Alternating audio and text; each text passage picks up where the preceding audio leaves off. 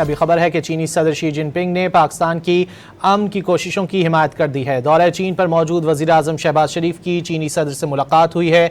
चीनी मीडिया के मुताबिक चीनी सदर ने पाकिस्तान को पुराना दोस्त करार दिया। मशरिक़ वस्ता में अमन के लिए पाकिस्तान की कोशिशों की तारीफ की। शी जिनपिंग ने बावर कराया कि पड़ोसियों से ताल्लुकात में पाकिस्तान अहम तरजीह है। तमाम तनाज़ात को बातचीत से हल करना चाहिए।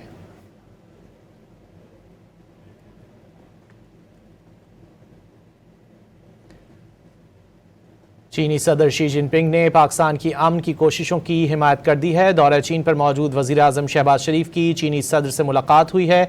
चीनी मीडिया के मुताबिक चीनी सदर ने पाकिस्तान को पुराना दोस्त करार दिया।